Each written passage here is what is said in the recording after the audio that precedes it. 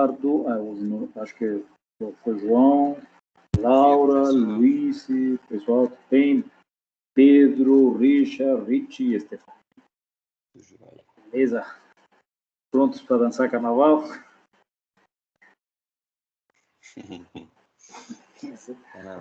Carnaval vai ser estranho, né? Vai ser estranho. Bem. Beleza. Alguém gostaria de fazer algum comentário? Tocar algum assunto? Ligado à matéria? Estou tranquilo? Sim? Beleza. Beleza. E, pessoal, vocês estão conseguindo ver a tela que estou compartilhando com vocês? A tela da aula passada, inclusive? Sim. Ok. Então, vou fazer uma breve relembrança, para fazer conexão com a disciplina anterior, com a matéria anterior. Né? Nós tivemos, o ponto talvez mais focado que nós tivemos aí são dois pontos. O primeiro, o que nós entendemos por um sistema computacional. E sistema computacional, ele não é um software, não é simplesmente um hardware, né? É todo um sistema complexo envolvendo dois ambientes. O subsistema de hardware com software propriamente dito, que nós estamos acostumados a lidar com ele, só com esse subsistema, e às vezes não lhe damos muita importância ao ambiente dos usuários e o impacto que esse ambiente dos usuários tem sobre o nosso sistema, sobre o subsistema. Né? Então, sistema computacional é formado pelo ambiente de usuários mais o subsistema de hardware e software. E a interação entre os dois. Né? E do ponto de vista da nossa disciplina, essa interação ocorre por meio da carga de trabalho. Né? Ou seja, o ambiente de usuários manda carga de trabalho, por exemplo, 100 requisições por segundo, 500, 1000 requisições por segundo, né? E nós queremos saber como que o sistema reage a essa carga. E ele reage através de níveis de serviço. E níveis de serviço podem ser tempo médio de resposta, disponibilidade do sistema, utilização do processador, né? Alguns outros parâmetros por aí. Tá? Esse é o que nós definimos como sistema computacional.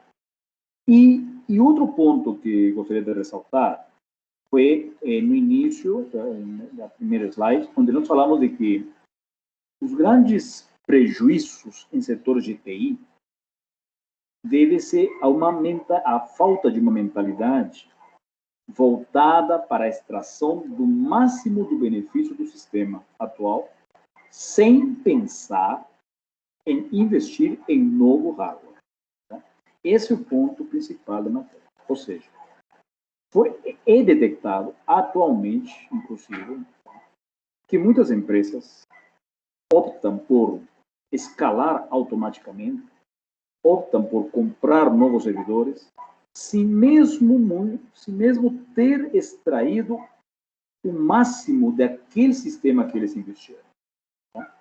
Então, fazendo um elo com nossas primeiras aulas, os diretores de TI vão começar a ser pressionados cada vez mais, porque é fácil mostrar que quando há uma falta de fundamentação,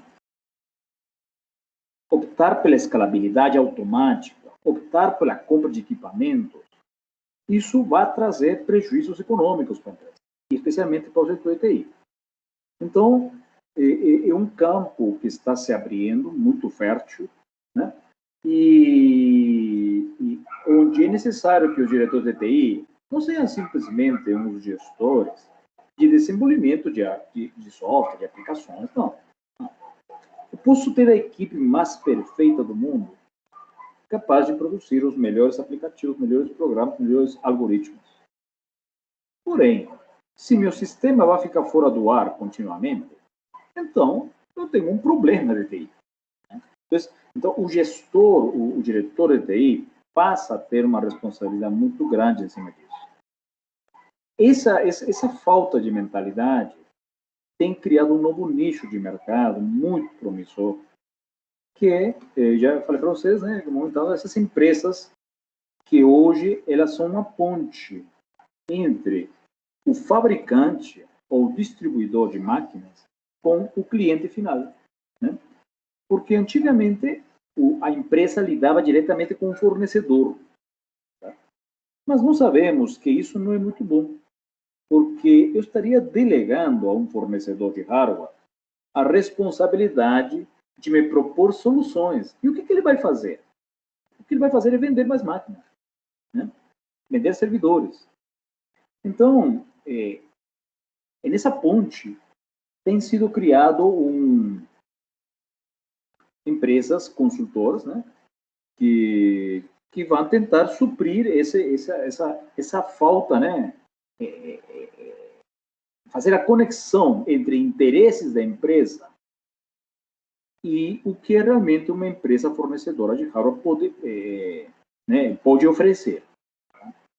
Esse é um campo interessante, está surgindo, tá? E eu acredito que a área deles vai ser as pequenas e médias empresas.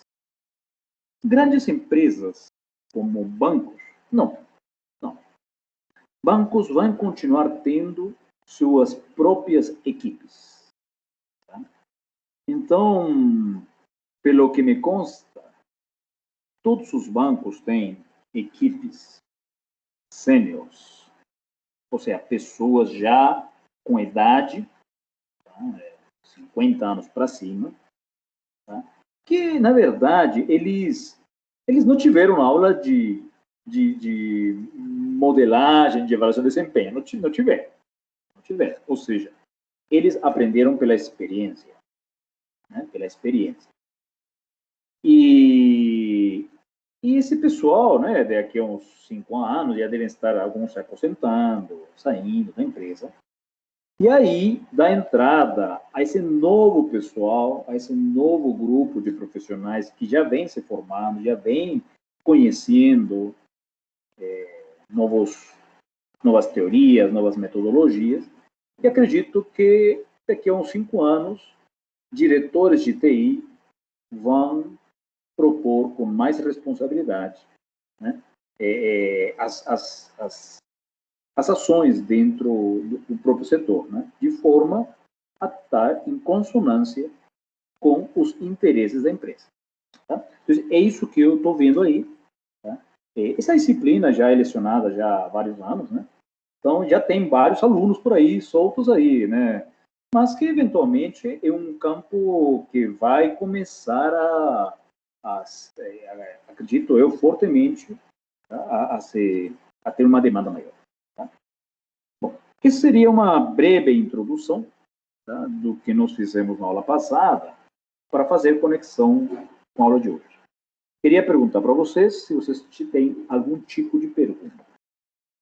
E aproveitar e perguntar se vocês têm experiência, onde vocês estão trabalhando, estão fazendo estágio, dependendo do nível da empresa, se vocês têm visto que essas empresas têm uma equipe permanente de avaliação de desempenho. Alguém tem uma experiência com isso? Alguém trabalha em bancos, por exemplo? O Inter, BC2, ou alguém tem alguma experiência com respeito a essas equipes de avaliação de desempenho? Tem não, professor. O Paulão que falou. A ver? Alguém por aí?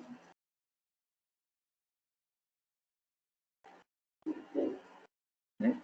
Pessoal, só tocando um assunto, não sei se essa pergunta foi feita aqui na turma, tá? Ou em outras turmas, mas acho que me perguntaram, alguém me perguntou se segurança era um assunto visto por nós. Eu respondi que não. Né? Nosso problema não é segurança. Né? Não é segurança. A questão é a avaliação de desempenho desse subsistema, desse sistema computacional. Mas é um assunto que está pegando realmente, viu, pessoal? Vocês viram aí como que vazou recentemente, acho que da empresa de telecom, pegaram dados de 100 milhões de pessoas, de clientes. Tem CPF, tem dados pessoais, ou seja, a questão de segurança está tremenda, né? Então, Zara, eu acho que foi eu que comentei ontem em relação, na última aula em relação à segurança. sim, exatamente. Está crescendo bastante esse... Isso. Mas foi também outra turma, sabe, Lucas? Ah, tá. Também percebendo isso também, que você falou, que vocês estavam bastante inclinados a trabalhar nesse setor. E realmente aí me levantou até uma questão, né? O quanto a nuvem é segura, né? O quanto, né? Ou seja, quem acessa nossas contas de forma ilegal são os hackers. Mas, nas nuvens, eu tenho dados dos meus clientes acessados pelo próprio Facebook, pelo próprio Google, pela própria Microsoft, né? Então, eu fico pensando, né? Ou seja, qual que é o rumo, né, que nós estamos seguindo, né? Então, será que vale a pena ter seu próprio data center, né? Ou seja, que tipo de empresas tem que optar, sim, por as nuvens, que empresas têm que ser moderadas, que empresas não podem, de jeito nenhum, contratar terceiros de serviço, né? Aqui acho que alguém está querendo comentar alguma coisa. Sei. Professor, está conseguindo me escutar? Sim, Rama, perfeito. Então, eu fiz estágio, né, 1 ano quase, numa empresa justamente de mineração e extração de dado. E eu era justamente a pessoa que fazia os robôs. Então, tipo assim, não existe essa coisa de privacidade, mas não, sinto muito, mas até sistema de SUS, sabe, o CAD-SUS a gente acessava lá. Não existe isso, mas não, e nem que era credencial nossa.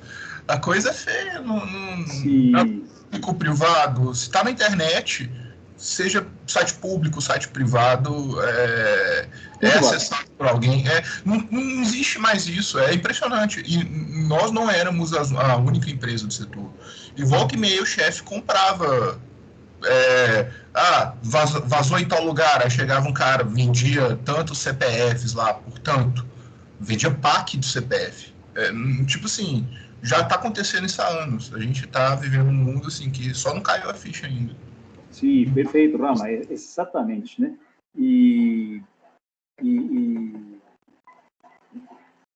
Mas é óbvio que tem uma lei aí, né? A lei de proteção de dados pessoais, né?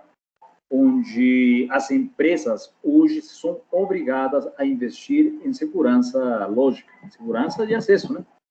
Porque quando a lei é muito clara, que ela é guardadora, né, dos dados pessoais, né? Então, novamente, né, falando aí, o Lucas está comentando que estão começando a trabalhar muito com isso. É outro campo bastante interessante, bastante que vai ter, pessoal, demanda para caramba. Ou seja, pessoas que consigam ter especialidade nessa área de segurança, certo? Podem apostar que vai ter muita demanda, porque a lei LGPD, ele está criando muitas normas e exigência para as empresas para não vazar, né? Então, acho que é um campo também fértil. A Force One parece que já detectou isso aí, né? Já detectou como um campo bastante fértil, né? Muito bem. Então surge uma nova demanda, e aí eu diria, pessoal, eu vou atrever a falar de uma terceira demanda no futuro, tá? Mas essa demanda, ela no futuro vai ser atendida por nossa disciplina. É o consumo de energia. Talvez em pequenas empresas não seja muito crítico. Então, talvez falando de data centers maiores, né, de empresas maiores, de grande porte, né? Aí, também nós vamos avaliar que o desempenho também tem a ver com o consumo de energia. Tá? Então, já existe, né, algum movimento em relação à computação verde, né, mas ficou muito assim no nome bonito, né, computação verde, né? Mas eu acredito que no futuro vai ser mais uma variável para ser monitorada e acompanhada, porque tem impactos em custo. Então, estamos pensando, entrando já a pensar na empresa inteligente, né? No smart business, né? Mas no conceito muito mais amplo do que hoje é atribuído a sistemas de informação, tomada de decisão. Não, eu acho que eu vou mais smart, não estou falando de business intelligence, não. Estamos falando de smart, da inteligência de uma empresa para sobreviver no mercado, mas para isso ela tem que controlar seus custos e aumentar seus lucros. Controlar custos é controlar todos os potenciais pontos onde eu posso perder dinheiro. Inclusive, fazer contratos das nuvens, onde eu faço escalabilidade automática, como venho falando sempre, e isso tem um faturamento no final do mês. Então, eu passo a não ter controle sobre o meu lucro. Né? Ou seja, eu não garanto que o próximo mês vou continuar ganhando aquilo. Então, vai haver uma reformulação da forma como nós enxergamos um TI e, obviamente, não mais afastado do negócio. Agora tudo está combinado, porque TI é um negócio novamente. Hoje TI, antigamente TI era suporte.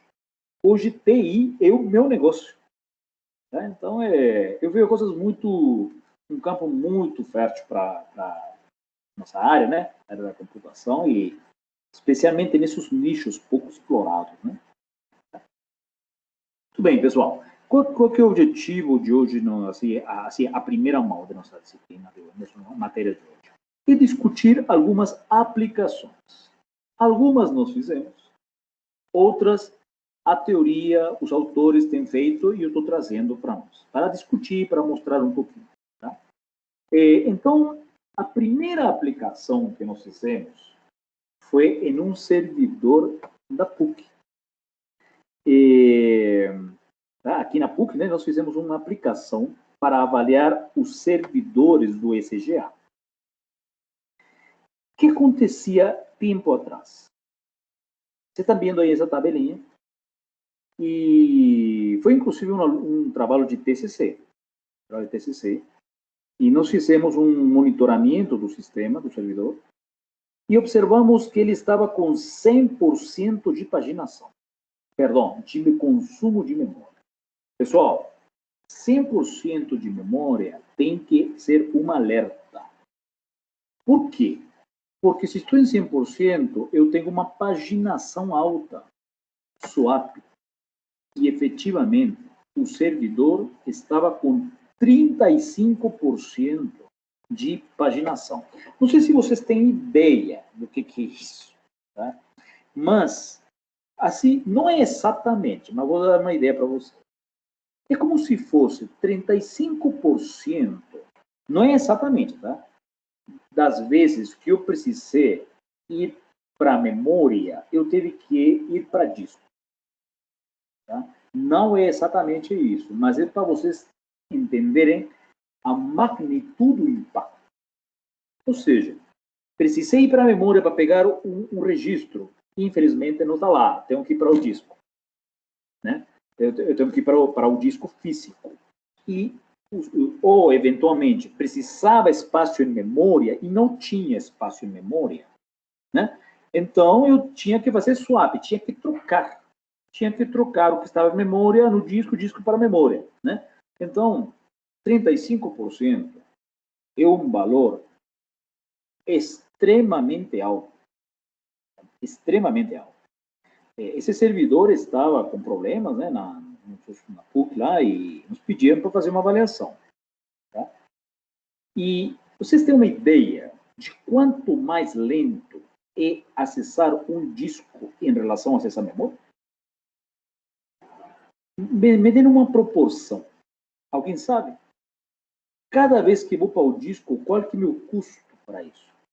Alguém tem uma ideia? Em relação à memória, quanto mais lento é disco? Pessoal? 10 a Paulo? 6 ou 10 a 9. Muito bem, Paulo. 1 milhão de vezes mais lento. 10 a 6, né? Exatamente. Tá? Então, ir para... Eu quero ir para a memória, mas tenho que ir para disco, é 1 milhão de vezes mais lento. Tá? Então, falar, né, é imenso, é um valor 1 milhão de vezes, é muita coisa, né? Então, eu ter um swap de 35%, terrível. Terrível. Tá? Aí, para nossa surpresa, pessoal, o processador estava em 5%. 5% utilizado. Como assim? Como assim? Que há esses anos atrás, existe uma... Hoje nós sabemos que memória é muito cara. Até hoje, memória é cara. Né? Não sei porquê, né? Um pedacinho de coisa aí é muito mais caro. Normalmente, vocês compram, por exemplo, um servidor Xeon duplo processado. Eu lembro que eu paguei por ele 30 mil reais para o projeto de pesquisa. Paguei 30 mil reais, mas só comprei, se não estou errado, 64 GB de memória. Não tinha condições de comprar mais memória do que isso, porque era muito caro. Quando eu comprei por 30 mil, se eu queria lotar o slot com 720 GB de memória RAM, certo? Então, essa máquina, na época, iria para mais de 150 mil reais. Tá? Essa máquina hoje deve estar valendo uns 250 mil. Tá? O dólar disparou, então, está valendo por isso aí. Então, tipicamente, memória sempre mais caro. Nós sabemos disso, né? Memória mais caro. Então, o que aconteceu na época? Houve uma sobreestimação, sobreconfiguração do servidor. Na época, culturalmente, o pessoal comprou um ótimo processador. Normalmente nós trabalhamos assim, né? Culturalmente, opa, processador. Só que esqueceu de comprar memória a mais. Compraram poucos módulos de memória. Parece que estava na metade dos slots ocupados. Tá? Acho que estava 8 GB na época. 8 GB, um servidor de arquivo com 8 GB de memória RAM é nada. Tá? Então, quando nós fizemos isso, falamos, olha, peraí, compra memória, o primeiro é comprar memória. Tá? E então, imediatamente, o primeiro trabalho não foi o diagnóstico inicial. Duplicaram a memória, encheram os slots, a máquina foi memória, aí coloquei depois. De 100 caiu para 98. Tá bom demais.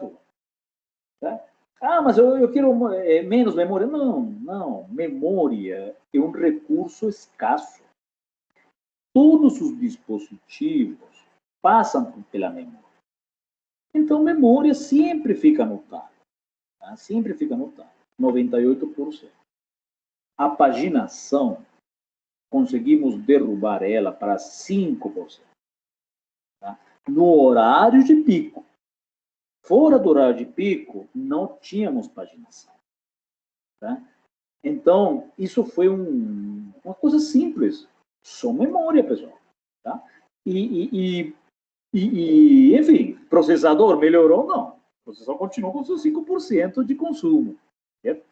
Então, esse é um trabalho aí que nós fizemos, monitorando os servidores, tudo isso, e encontramos uma coisa assim, muito que hoje não é aceita isso, tá? Embora não sabemos que memória é um dispositivo caro, encarece demais o servidor, tá? E por causa disso, eu não posso optar por colocar menos memória. Eu tenho que colocar muita memória, especialmente quando é um servidor de arquivo. Tá? Então, não sei se vocês lembram, pessoal, eu venho falando a todo momento, falando assim. A ideia é aumentar a vida útil do sistema. Toda hora eu venho falando isso. Né? Sem gastar um tostão em hardware. Eu venho falando isso. Né? Ou seja, eu tenho que melhorar o desempenho, diminuir o tempo de processamento mas sem mexer com hardware. Ou seja, a carga de trabalho aumenta e o tempo de resposta cai. Olha que beleza, se eu conseguir fazer isso. Porém, quando eu falo sem gastar um tostão em hardware, tenho que deixar bem claro uma coisa. Eu estou falando de troca de disco, aumento de disco, compra de servidor, escalonamento. Não estou falando disso. Isso tem que ser evitado, mas memória não. Se vocês têm pouca memória, pessoal, vocês não vão fazer nada. É memória que tem que colocar. Tá? Então, memória é o único recurso físico que tem que estar totalmente preenchido. Tá? Então,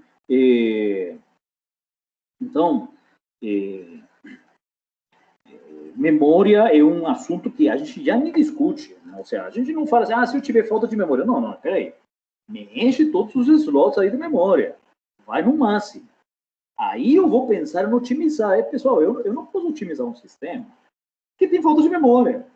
Né? O problema é falta de memória. Então, não adianta eu tentar diminuir a paginação. Não consigo.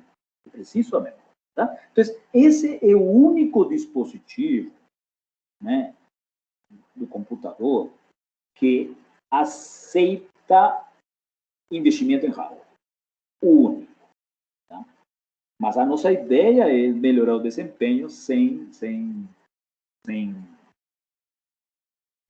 compra de hardware pesado, né? Discos, processadores, mais servidores, etc. Tá? Ok. Um outro trabalho que nós fizemos aqui na nossa instituição foi porque houve uma demanda dos cursos à distância da PUC, do EAD da PUC, houve uma demanda de lançar mais cursos de EAD. Né? Queríamos lançar mais cursos e o diretor de TI, na época, nos perguntou se os servidores que eles tinham suportariam a duplicação de novos cursos. É uma pergunta totalmente sensata. Ou seja, ia ter mais carga de trabalho gerada pelo ambiente de aluno, download, upload, acessos. Então, a ideia queríamos saber se o servidor daria conta. Pessoal, pergunto para você, responda nisso aí. O diretor, o gestor de TI queria saber, o servidor que eu tenho vai dar conta? Vai dar conta de lançar mais cursos? Mais um curso, mais 2 cursos, 3 cursos? Como que eu respondo isso? Jogo a pergunta para vocês.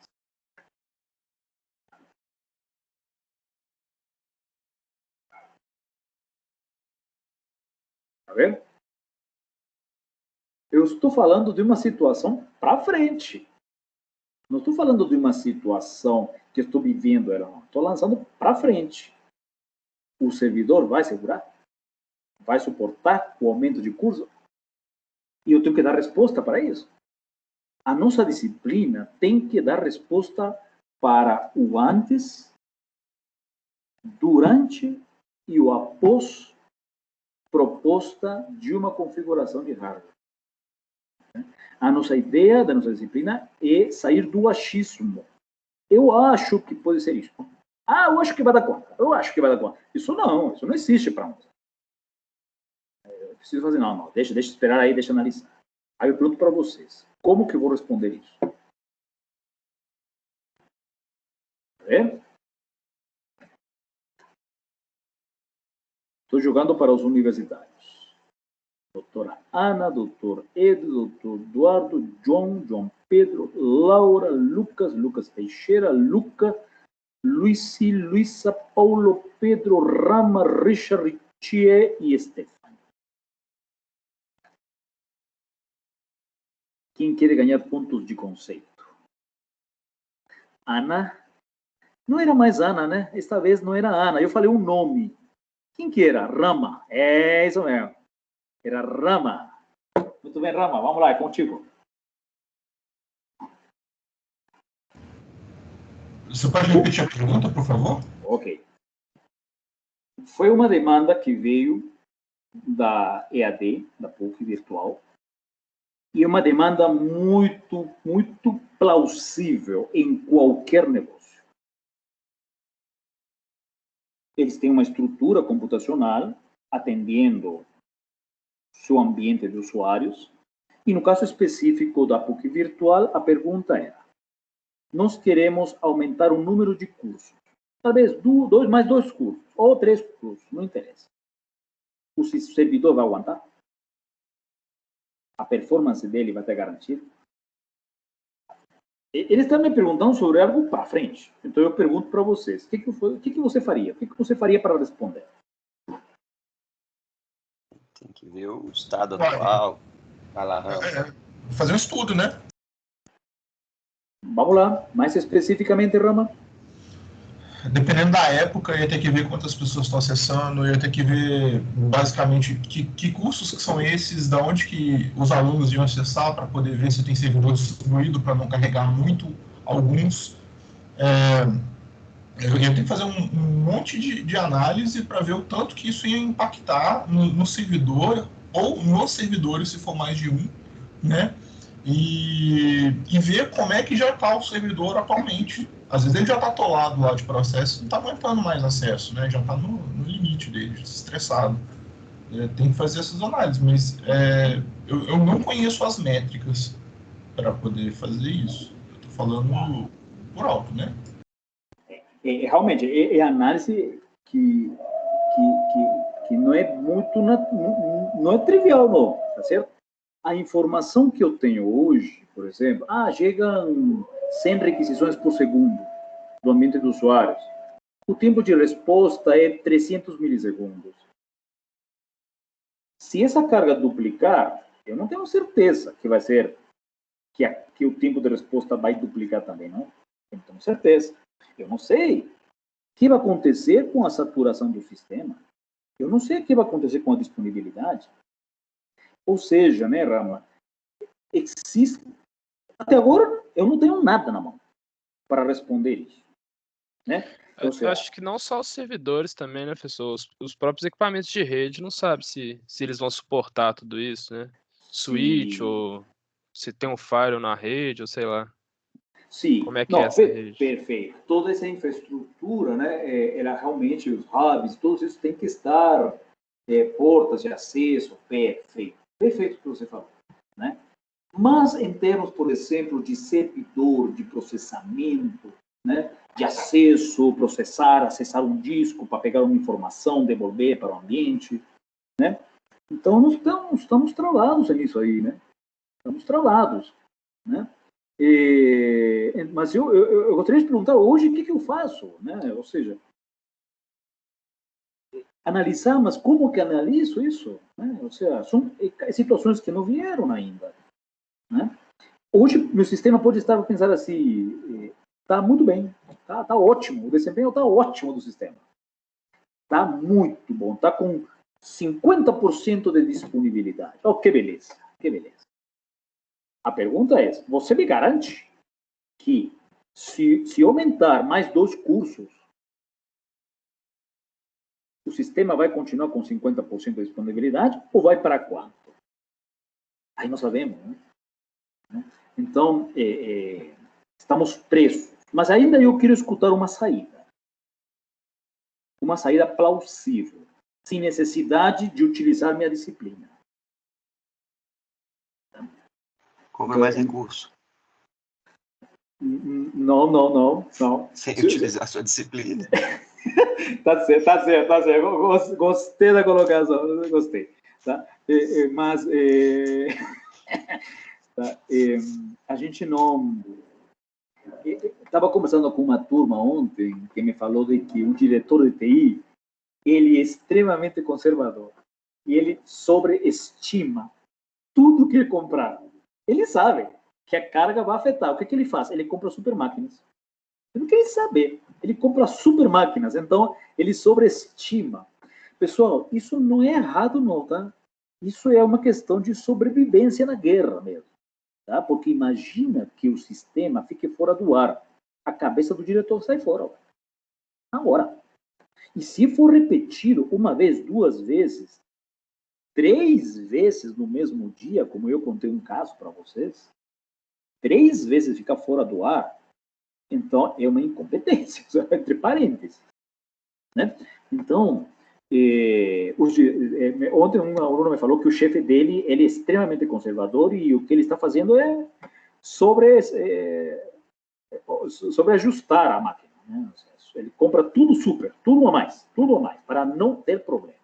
Ele utilizou a saída mais, vamos falar assim, mais lógica, né? Porque tem máquina sobrando. Porém, tudo isso tem um impacto financeiro. Não é a saída que nós queremos. Zarate, sem criar os cursos, né? O que dá para fazer é um teste de estresse, né?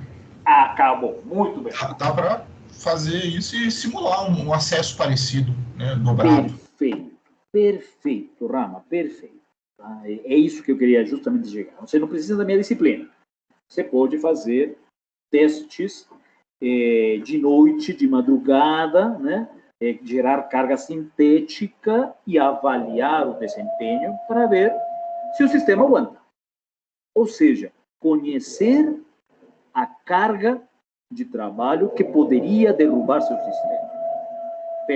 Perfeito. É isso que eu queria escutar. Tá? É isso que a equipe de um banco, especificamente do BS2, já vou falar o nome dele, fez para poder utilizar o sistema PIX do Banco Central.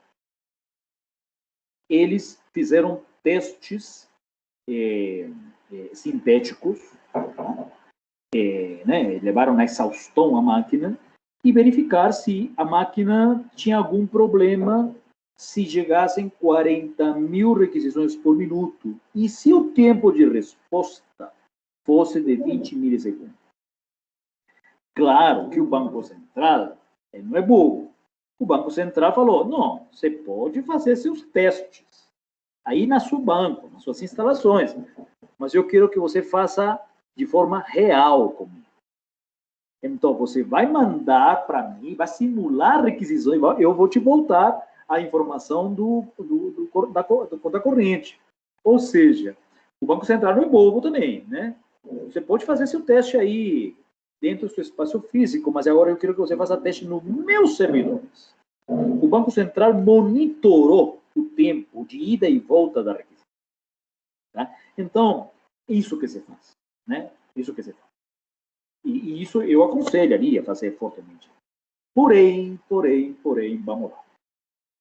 Se eu não tiver condições de parar a máquina, não tenho condições de fazer testes exaustivos, por exemplo, vou começar com 5.000 requisições por minuto, depois vou para 10, depois para 15, depois... Pessoal, eu tenho que gerar uma carga de 40.000 por minuto, certo? Então, é uma questão que eu tenho que fazer testes exaustivos. Então, na nossa matéria, nós vamos estudar formas teóricas de como responder essas perguntas, mas fazendo o mínimo de experiência. Ou seja, eu vou tirar o DNA da máquina. Se eu tiro o DNA da máquina, não me interessa a máquina, porque me interessa o DNA dela. Tá? Uma DNA é uma forma de falar, tá? Então, eu vou construir curvas de desempenho teóricas. Nós já comparamos essas curvas teóricas com o desempenho do sistema, muito próximas.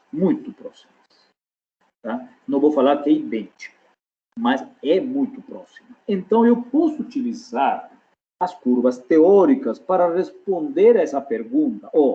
Se aumentar 2 cursos, então, no pior caso, pessoal, eu tenho que pensar assim. Hoje eu tenho 4 cursos. Os 4 cursos geram 100 requisições por minuto. Beleza. Se eu aumentar mais 2, significa que estou aumentando 50%. significa que 100 requisições por minuto vai passar a ser 150 requisições por minuto. A pergunta é, meu sistema vai segurar?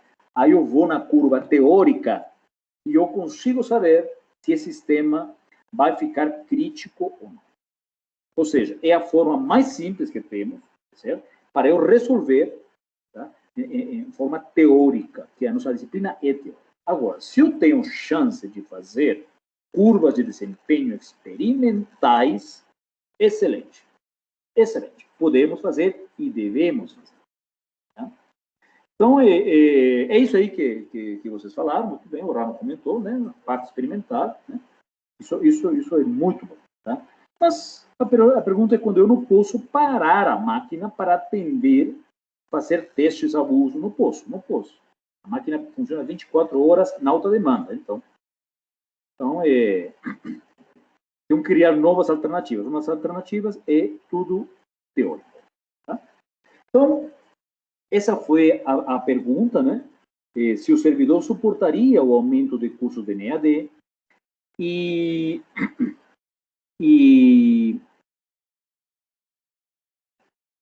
eu tenho curvas teóricas, como falei para vocês, certo? Curvas teóricas. Eu tenho dois tipos de curvas teóricas. Uma curva teórica que é uma aproximação, e eu posso construir curvas teóricas mais precisas, desde que eu modele matematicamente o computador. Que é o que nós fizemos. Nós construímos, definimos fórmulas matemáticas para o computador. O que significa isso? Se eu tenho uma fórmula do computador, eu posso utilizar essa fórmula para testar, para simular aumento de carga. Tá? Então, modelagem matemática é muito bom. É muito bom. Tá? É muito bom. Por quê? Porque a modelagem matemática me dá chance de simular trocas de hardware. Vamos dar a impressão. Vamos ter a seguinte situação. A curva teórica que nós vamos aprender a fazer,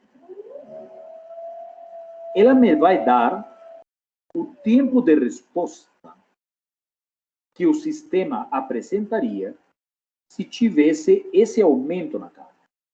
Ela vai me dar um valor de referência. Só que, se eu percebo que esse tempo está ruim,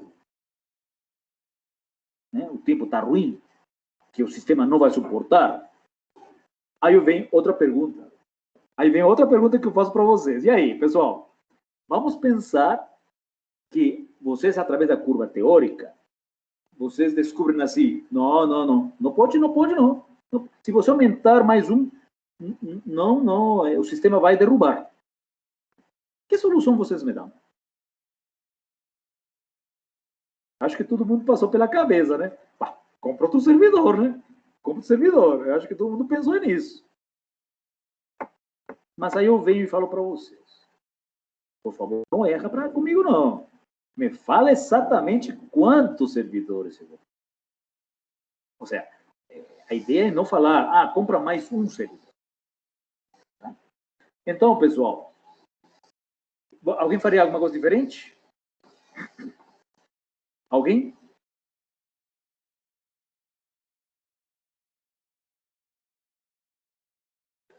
Doutor Rama, alguma opção? Pensando aqui. Uhum. Ou seja, se a curva teórica mostra que o desempenho não vai ser afetado, excelente. Mas se for ao contrário, se a curva teórica te fala, opa, não vai suportar não, aí você vai fazer o quê? Subjetivamente, você vai falar assim, não, compra mais um servidor. Conservadoramente, você vai falar, compra mais 4 servidores. Mas eu te pergunto, não, eu quero um número exato. Eu quero um número exato de servidores. Eu não quero gastar dinheiro, não é? À toa. Tá? E então eu complico a vida de vocês ainda mais e falo assim. Não, sabe o que, Rama? daqui a um mês vai ser 2 cursos. Mas nos próximos 6 meses vão ser mais 4 cursos. E depois de 8 meses, mais 5 cursos. Então, a solução que você tem que me dar tem que garantir-me 2 anos de vida útil. Por quê? Porque eu não vou ter dinheiro para comprar mais servidores. Mas aí tá errado. Aí é melhor você usar um sistema escalável numa cloud, do jeito que esse sistema também. Essa solução de ter máquina física já não está servindo mais. Isso. Né? Então, eu fico na dúvida, Rama. Então, eu poderia falar assim, não, vamos tudo para a nuvem. Opa, pode ser. Vamos tudo para a nuvem. Então, se eu for para a nuvem, eu tenho que estar consciente que eu posso ter surpresas, né? De pagamento, faturas, de consumo, né? De consumo. Que inesperado, não planejado. Tá? Mas se eu optar por ter meus próprios servidores, e eu tenho uma previsão de aumento de cursos de EAD, e eu não tenho tanto dinheiro sobrando, mas gostaria de, hoje, eu já me planejar para o futuro, a única forma consistente. O pessoal está trabalhando aqui por todo lado, né? Espera só um minuto, vou fechar uma janela aqui, tá? Só um minuto.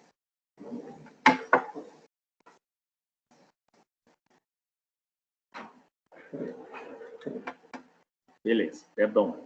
Então, a única forma de eu responder a isso, porque está me colocando numa situação futura, hipotética, mas futura, provável de acontecer. E eu tenho que dar uma solução depois. A solução que nós vamos estudar é construir um modelo matemático do sistema. Ou seja, eu preciso equacionar meu sistema atual. E o que eu ganho com esse modelo? Que eu posso simular troca de hardware nele. Eu posso simular, vou trocar esse disco, vou aumentar esse disco, vou aumentar esse servidor. Ou seja, eu vou criar um modelo, uma fórmula matemática para o sistema computacional e, a partir dele, eu vou fazer simulações sobre o que aconteceria se eu mexer aqui, eu mexer lá, mexer aqui, outro. Então, para eu responder a essas perguntas, que todo mundo tem que concordar comigo, isso é uma demanda de tempo. Será que o sistema vai segurar no futuro? Eu tenho que ter uma resposta. Certo? Agora, posso fazer experimentos? Posso, mas quantos experimentos tenho que fazer, né? Então, tudo é hoje nós temos uma teoria que nos auxilia para isso. Tá? Muito bem. Vamos falar do lado ruim desses modelos matemáticos. Em teoria, pessoal, se eu tiver 300 tipos de requisições, abertura de conta, consulta de saldo, aplicação, transferência, pagamento de uma conta, de outro tipo de conta, somem aí 300 requisições diferentes. Meu modelo matemático possui 80 equações. Perdão, 300 equações. Aqui nesse exemplo eu coloquei 80 requisições distintas. Meu modelo vai ter 80 equações. Pessoal, é um inferno. Como assim vou lidar com 80 fórmulas matemáticas? E se foram 500 requisições? 500 equações. Então, nós precisamos simplificar o modelo. Então, eu elimino processos obsoletos, faço uma redução de processos por similaridade, como, por exemplo, um saldo de conta corrente é igual a um saldo de CDB. A natureza da aplicação é a mesma. Em vez de falar de 2 requisições, falo de uma só. Tá? E o trabalho que nós fizemos foi modelar os servidores da PUC virtual e conseguimos reduzir o modelo de 80 equações para 5 equações muito boas, representativas. Foi bom o resultado. Não vou falar que foi perfeito, porque fizemos alguns testes, deu algumas aproximações com um pouco de erro, mas geralmente e globalmente o modelo ajudou para avaliar se aqui o aumento de carga ia prejudicar, e inclusive conseguimos propor soluções. Você vai ter que aumentar tantos servidores. Então, os setores de TI, o diretor de TI, se organiza para ter esse investimento. Tá? Então, é isso aí, é outro exemplo, né, que a gente fez aí na PUC virtual. Aí, tá? Muito bem. Outro exemplo. Vocês já escutaram falar de um tipo de sistema, de um tipo de contrato de negociação com fornecedores de máquina chamado de leasing? Já escutaram falar?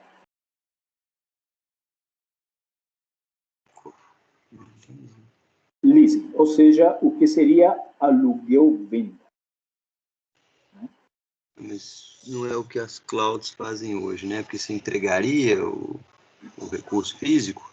Não exatamente. As clouds só alugam. Mas aluguel-venda, como que funciona? Vamos lá. Bancos, todos os bancos, todas as empresas de grande porte que precisam estruturas computacionais parrudas, primeiramente, elas não são donas do equipamento. Elas não compram. Tá? Por que não compram? Porque se eles comprarem, depois, quando eles querem fazer um upgrade, eles estão com um elefante branco na garagem. Eles precisam se desfazer desse elefante branco de milhões de reais que pode custar uma estrutura dessas. Não estou falando de 10 milhões, não. Estou falando mais de 100 milhões, 200 milhões. Muito mais do que isso. Não estou falando de um servidor. Não. Estou falando de máquinas que você consegue colocar nelas 3.500 terminais. Você pode espalhar 3.500 terminais no Brasil todo, que a máquina, que os processadores dela conseguem processar. Tá? Normalmente são máquinas de propriedade IBM. Então, nenhum banco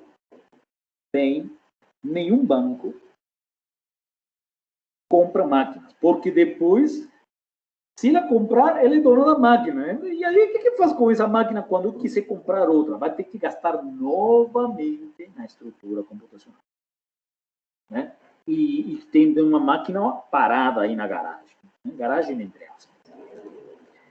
Então, todas as empresas, banco todas, mas empresas de grande porte não compram. Eles fazem um sistema leasing. Tá? Aluguel-venda. Tá? É uma coisa caçada. À medida que eu pago pela máquina, a máquina é um pouco minha. Tá? Ou seja, eu só passo a ser dono da máquina. Tá? Diferente da cloud. Cloud é aluguel. Você não está comprando a máquina para você. Você está alugando. Uma negociação da China. Tá? Mas vamos lá. Vamos discutir tudo isso aí. Vocês estão vendo aqui essa figura que parece mais dentes de tubarão. Certo? E esse vermelhinho aqui, essas retas vermelhas, significa que o valor do meu aluguel vai caindo todo mês. Vai caindo todo mês. Por que está caindo todo mês? Porque a máquina é minha também. Aluguel, venda. Né? Leasing, aí acho que não está incompleto, tá? Leasing é igual a aluguel, venda. Então, como a máquina se transforma um pouquinho na minha máquina, é óbvio que o aluguel caia todo mês. Todo mês. Tá vendo aqui? A setinha aqui está caindo aqui. Só que, veja bem, se eu continuo com o sistema leasing eternamente, o que vai acontecer? Essa retinha vai tocar o ponto zero E a IBM vai falar, epa, a máquina é sua. A máquina é sua. Aí o problema é meu. Por quê? Porque quando eu queira comprar outra máquina, eu vou ter investimento parado. Então, existe um contrato que após 5 anos, 5, 6 anos, exista um upgrade completo da máquina. Né? Ou seja, mas eu não posso deixar essa reta chegar ao zero. Não posso. Porque aí eu estaria pagando uma mixaria para a IBM, porque a máquina é minha. Mas aí eu começo a ter um elefante branco na minha sala. Então a IBM, por contrato, fala assim, não tem importância não. Daqui a 5 meses, nós vamos atualizar seu hardware. E aí começa novamente, é ajustado o valor inicial, e começa a descer tempo a tempo. Aí volta a fazer outro tipo de atualização. Provavelmente o valor pode ser muito maior que nos outros meses, vai depender da configuração, vai depender do que eu preciso, e assim esse sistema se prolonga. Tá? Se prolonga. Tá? Então, esse é o famoso sistema leasing. Tá? Aluguel-venda. E o que a IBM faz quando troca o hardware de um banco? Ele não joga fora isso não, meu caro. Pega isso e manda para outros países que têm uma economia um pouco inferior à nossa. Né? Vende para eles. Ele pega tudo isso e manda para outra empresa. É um negócio da China. Eles não perdem máquina. Eles não perdem. Toda a infraestrutura é levada de um lugar para o outro. Tá? E assim anda o mercado. Anda o mundo. Tá? Os data centers dos próprios bancos, que eles são os donos, né?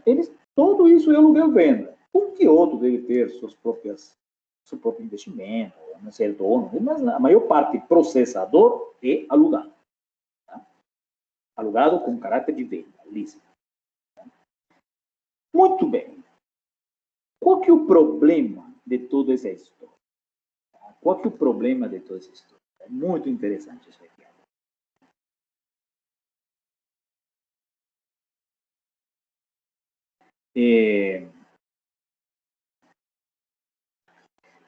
Qual que é o problema dessa história? Pessoal, está me acompanhando? Está me acompanhando até aí? Desculpa, sim. Eu estou... Sim, ok. Uhum. Rama, está me acompanhando? Hoje é o Rama, é a vez do Rama hoje. Ah, perfeito. Sim. Ana Flávia está aí? Está me acompanhando? Ana?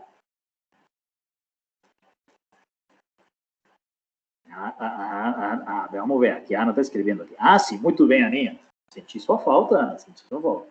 Muito bem, na próxima aula, agora é sexo feminino, né? Estefane, tá? Estefane Gaspar vai fazer as grandes contribuições na disciplina, tá? Então, vamos continuar aí. E agora vamos falar sobre o impacto desse sistema leasing. Tá? O seguinte, vocês estão vendo aqui que os dentes de tubarão têm pontos de início diferentes, né? Aqui principalmente, né? Diferentes. Mas depende de quê? Vai depender da configuração e vai, obviamente e principalmente, da sua demanda. Como se fosse nas nuvens. Demando mais, pago mais, né? Demando mais, pago mais. Beleza. Então,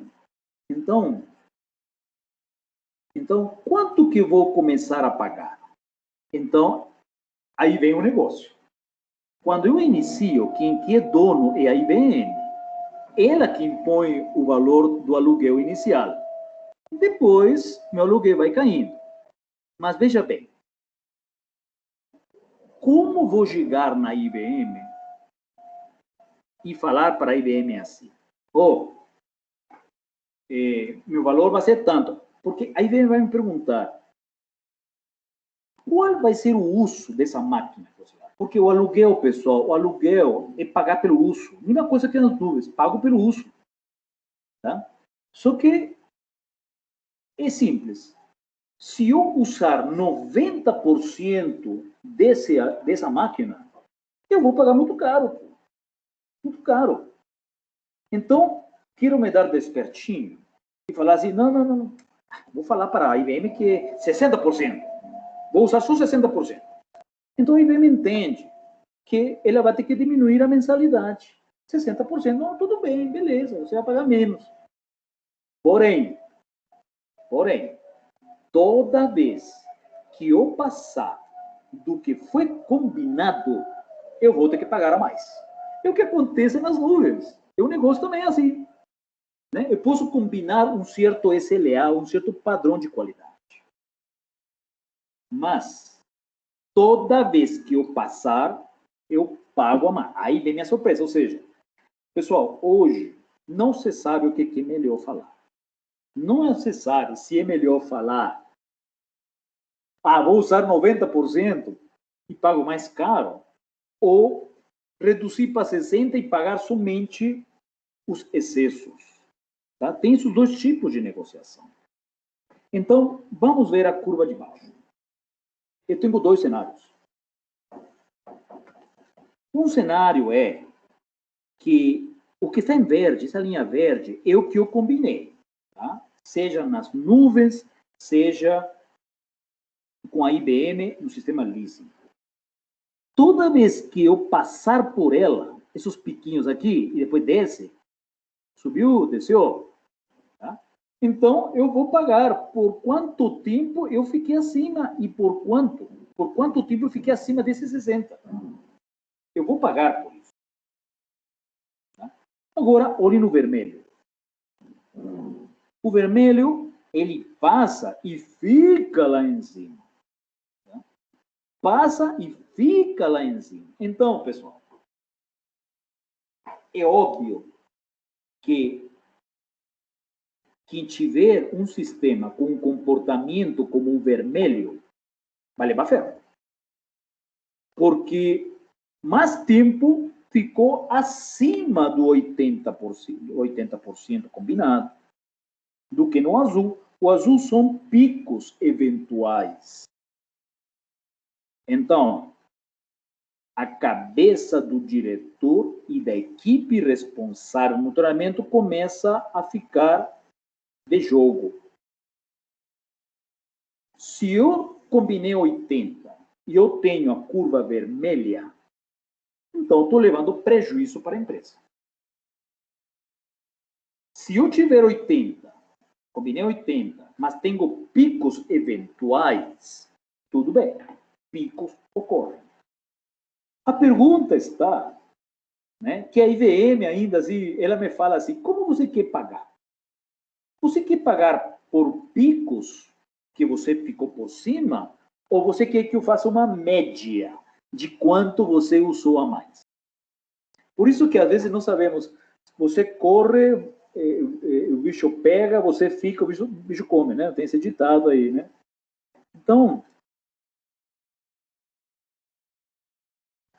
aí eu pergunto para vocês, o que fazer nessa situação? O que fazer nessa situação? Muito bem, Stefano, isso, preparado aí, né? Eis-me aqui, muito bem. E a Ana desejou o máximo de sucesso, vai a mim. Muito bem, pessoal. Aí eu pergunto para você, veja bem, as curvas que eu tenho. Eu combino uma coisa e eu posso ter azul, posso ter vermelho, tá? Eu pergunto para vocês, como que eu gerencio isso aí? Eu vou preferir pagar por pico, vou preferir pagar por média? Me dê uma luz, por favor. De que depende minha tomada de decisão? Essa é a palavra. De que depende minha tomada de decisão? Vamos começar a esquentar um pouco aí a Stefani. Stefani, o que você nos pode dizer? Como né, uma abertura aí dos próximos capítulos.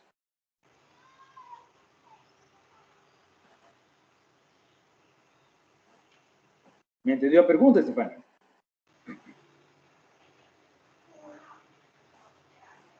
Repete, por favor, a pergunta. Ok. pelo slide, eu pago inicialmente, né, o que eu combino de uso do sistema. Mesma coisa que nas nuvens. Eu vou usar 80% daquele sistema, eu quero 20% de disponibilidade. Ok. Se eu usar mais do que isso, então eu vou pagar pelo excesso de uso. Só que eu posso ter acesso na forma de pico, acesso na forma de montanhas, acima da linha verde, que é meu combinado. Aí vem, chega para mim e vai falar assim, como você quer pagar?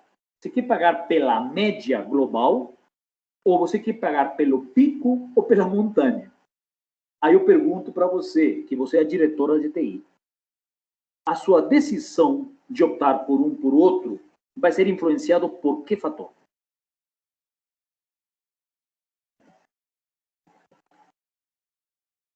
Nossa, aí complica, hein? A ideia é complicada, Vamos lá, vai no fundo do baú. Sentimento, criatividade. Ah, mas eu acho pelo uso, não? Vou ter que analisar o que eu usei mais. Qual foi mais, né? Se foi mais o pico, se foi mais a montanha. Analisar como foi o meu desempenho. Sim, só que você tem que fazer esse contrato antes. Ou seja... aí complica. Acho que eu iria pela média. Porque não tem como eu ter ser... Já que tem que ser antes, eu iria pela média. Pela média, né? Mas sabendo que a média pode te dar grandes sustos financeiros, porque veja bem, se você optar pela média, os picos vão subir sua média. Talvez seria melhor pagar pelo pico. Tá me entendendo? Se você tiver um pico muito alto, ele subiu sua média e você já vai pagar por tudo a mais. Para por um pico, você paga mais. De que depende? Pode falar. Não, tô cedendo a palavra para você. Não, essa é uma pergunta complicada, eu não saberia. Vamos lá. Como você simplesmente hoje está na abertura, né? Se preparando para as próximas aulas nossas, eu gostaria dos universitários ajudarem a Stefani nisso, nessa resposta. Eu quero ideias. De que depende eu optar por picos ou por montanhas ou pela média? Sendo que eu tenho que fazer esse contrato antes, né? Você pode tentar ver o comportamento da sua aplicação, como que ela funciona, se ela picos justificam um grande acesso. Então, se você fizer um servidor para backup, por exemplo, você vai ter mais picos de utilização, mas se for acesso web, você pode tanto ter um pico em alguns momentos específicos, mas você pode ter uma média já mais consolidada. Acho que vai do estudo da aplicação ou dos servidores que você tem, né? Perfeito, Paulo. O Paulo lançou um conceito que nós temos que tratar para frente. Ou seja, o Paulo está falando, eu preciso conhecer a carga de trabalho, né? Saber como o ambiente de usuários influencia seu sistema. Qual que é o perfil da curva da carga de trabalho? Perfeitamente. E isso é um assunto que nós vamos tratar ainda assim daqui a uma semana e meia. Perfeitamente. Tá? Com isso eu consigo ter uma ideia de qual vai ser o impacto. Mas não é a única, não. O Rama falou média. Rama, a média é uma saída, vamos falar assim, conservadora, mas que no pior caso eu posso estar pagando a mais também. Posso estar pagando a menos. Mas é uma questão que eu posso estar pagando a mais e isso vai me doer no bolso, né? Sabendo que era melhor ter falado pico e ver que eu estou pagando a mais, isso vai ser doloroso no bolso, né? E um diretor de TI vai ser cobrado por isso, né? Se algum auditor vem e fala, me mostra aqui o perfil, você está pagando pela média, então você está fazendo perder dinheiro. É uma saída, tá, Rama? É uma saída. Porém, o que o Paulo falou agora, isso procede, né? Eu precisaria conhecer o perfil da carga do meu sistema. Primeira coisa, mas não é definitiva. Está faltando, o Rama falou, não, vamos fazer pela média. Mas a média pode me enganar, você está pagando mais. Pessoal, vamos lá. Algo assim mais, não tão técnico, tá? A resposta não é tão técnica. Vocês precisam tomar uma decisão. E as decisões têm certo prejuízo também, mas também são baseadas em evidências. Baseadas em evidências que podem diminuir meu erro na tomada de decisão. O Paulo falou uma coisa, conhecer o perfil da carga. Ok, mas não é suficiente. Por que não? Porque carga é externa. Carga é ambiente do usuário. Uma carga não conhecida pode derrubar o sistema em 1 minuto. Então, Paulo está sendo precavido. Não, vou olhar a carga. Mas não me resolve tudo, não. Está faltando um pontinho aí. Tá vendo? Essa tomada de decisão que sabemos que tem risco, mas eu diminuo o risco se... Eu olhar os níveis de serviço. Quem que falou isso? Fui eu mesmo, Paulo. O Paulo. Paulo, mais uma variável. Concordo contigo.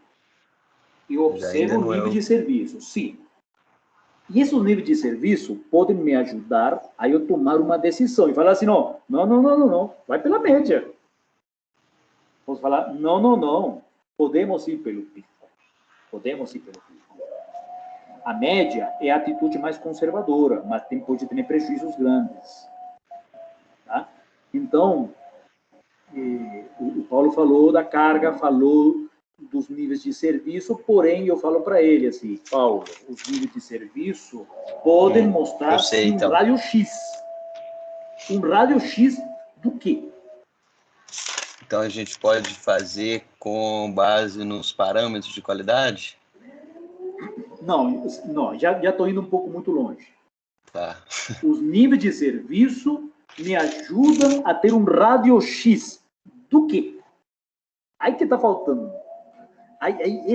Essa aí não é uma questão técnica. Pode até ser subjetiva. Poderia até ser, mas ela é um fato.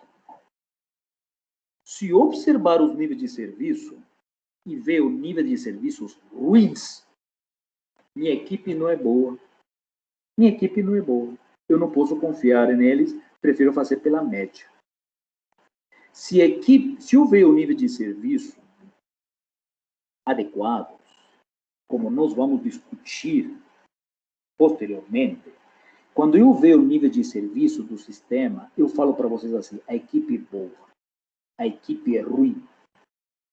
Então, se eu confio na equipe, eu confio em vocês,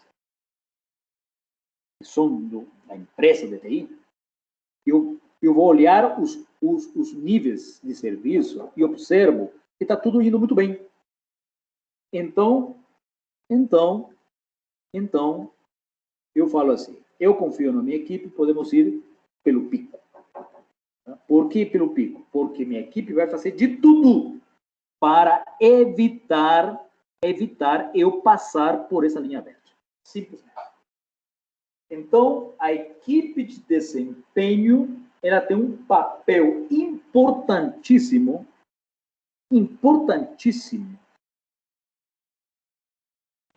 no valor que eu pago mensalmente, seja em um sistema leasing, ou seja em um sistema nas nuvens. É isso aí. Tá perfeito, pessoal? Sim? Sim.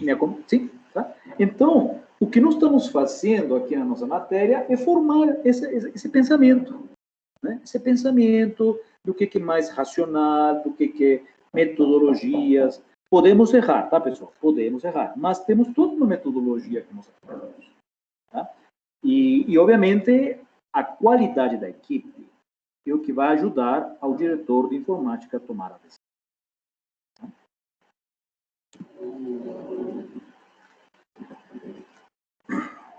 Outro problema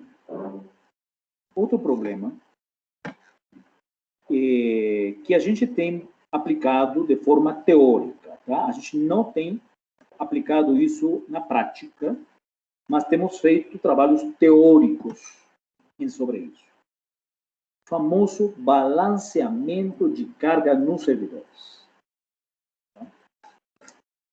Então, eu tenho um cluster de servidores, vários servidores, né? Todo mundo acessando, né? Nesse caso, só estou vendo um servidor aí, né? Mas imaginemos que eu tenho vários servidores em cluster, tá? E todos são homogêneos. Que beleza, todos são novinhos. Comprei 50 servidores para um cluster. Qual tipo de balanceamento, qual política de balanceamento eu posso usar? Usar o aleatório, que é o melhor. Se todos os servidores são iguais, é o aleatório o melhor. Mas ninguém tem um cluster homogêneo, certo? Todos os clusters são heterogêneos. Todos. Então, veja bem o que eu vou falar aqui para vocês. A avaliação de desempenho, essa teoria, não é aplicada somente deste lado da nuvem. Ela também pode ser aplicada do outro lado da nuvem. Ou seja, do dono da nuvem. Por quê? Porque ele tem muitos servidores. E nenhum deles, ou seja, ele já não tem mais uma homogeneidade. Já existe uma heterogeneidade do hardware. Porque vai evoluindo, né? Vai evoluindo. Tá?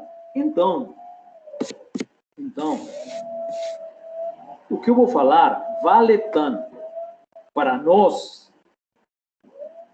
aqui em nossos sistemas próprios, do que quem está do outro lado da nuvem também. Tá? Então, eu tenho sistemas heterogêneos. Então, a pergunta é, qual balanceamento utilizar? Tem que ser por critério. Tem que ser por algum critério muito mais inteligente. Eu coloquei aqui umas linhas vermelhas. E essa linha, pessoal, apresento para vocês. É a curva que relaciona... Curva não, né? É a reta que relaciona carga com utilização da CPU. Como se relaciona carga de trabalho e utilização? Através de uma reta. Aí, através dessa reta.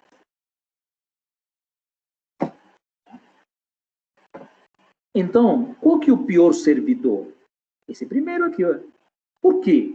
Porque ele chega a 100% com um valor de carga muito menor do que esses daqui. Tudo bem? Tudo bem, pessoal? Está me acompanhando até aí, esse gráfico? Sim? Beleza, sim. Tá. Então, na prática, meus clusters, meus servidores, minhas estruturas cliente-servidor, eles têm várias, cada servidor tem diferentes retas. Todas elas têm um ponto em comum, 100% aqui. Só que elas interceptam 100% em diferentes valores de carga. Então, eu posso projetar meu sistema para trabalhar com 20% de disponibilidade. O que significa 20%? Significa que eu vou trabalhar com 80%, né? Como se fosse uma linha verde aqui, 80%. Não, né? 20% de disponibilidade, então 80%. Então, eu vou ter pontos de interseção diferentes. Então, o critério de balanceamento ideal é mandar a carga para o servidor que se encontre abaixo do 20% de disponibilidade. Não por causa desse servidor último aqui ser o mais rápido, o mais eficiente, que eu vou mandar carga para ele. Não, não, senhor. você vai traçar uma reta aqui e onde você estiver trabalhando, em cada servidor, você vai mandar para aquele que está abaixo do 20%. Sem importar se ele é lento ou ele é rápido. Com isso, eu mantenho o equilíbrio do sistema. Perfeito? Pessoal? Beleza. Beleza? Stefani? Tudo bem? Stefani ou Stephanie? Stefani ou Stephanie? Essa é uma boa pergunta. Stefani ou Stephanie, o povo quer saber como pronunciamos teu nome. É Stephanie. Ah, muito bem. Muito bem, Stephanie. Muito bem. Eu vou parar por aí porque eu já me cansei e acredito que eu cansei vocês também. Tá? Mas esse último exercício aqui, pessoal, nós vamos trabalhar com um estudo de caso, tá? Vamos trabalhar assim, bacana, assim, vamos aprender a montar isso aqui. Tá? Eu consigo ter o perfil de cada servidor meu, consigo conhecer como que ele anda, se ele tem que receber ou não carga. É sensacional esse exercício. Tá? Então, tenho mais coisas para falar de aplicações, tá? Mas pelo tempo eu não vou ter tempo agora para acabar em 15 minutos. Não. Eu prefiro não correr. Tá? Então, pessoal, alguma pergunta para terminarmos a aula de hoje? Sobre a aula, tá tranquilo. Eu quero saber se para a próxima você quer ler alguma coisa, se tem alguma preparação. Paulo, não, porque por enquanto eu estou vendendo a disciplina. Nem comecei propriamente dito, né? Porque estou falando introdução, aplicações, mas depois do carnaval, uma semana depois, eu já vou entrar na metodologia. E vou ficar lá pelo menos uns 2 meses. Né? Então, eu vou disponibilizar todo esse material, o vídeo gravado, tá aí para vocês estudarem. Eu acredito que a matéria não precisa você estudar em profundidade, só assistindo a aula, participando, pegando o espírito, né, da avaliação de desempenho, né, da engenharia de avaliação. Eu acho que a ideia é formar cultura. Né? E se você pega essa cultura, você vai conseguir entender muitas questões, inclusive da própria prova, que, né, tem uma prova fechada, deve ter questões de reflexão, mas se você compenetra na disciplina, então acho que é tudo mais do que sucesso mesmo. Tá? Eu vou disponibilizar o site, os slides, e vou disponibilizar o vídeo que nós gravamos. Alguma outra pergunta, pessoal? Beleza, combinado, obrigado. Está tudo tranquilo, né? Stefani, então, seu debut será após o carnaval? Após o carnaval. Tá? Tudo bem. Beleza, pessoal? Um abração para vocês, tá? A ver o que falou aqui, Stefani. A Ana. A Ana é amiga, hein? É isso aí, Ana. Temos que rir mesmo. Temos que rir de todo mundo assim, mas tudo bacana. Tá? Tudo bem. Então tá bom, pessoal. Um abraço. Obrigado. Viu? Beleza, um abraço, pessoal. Tchau. Tchau.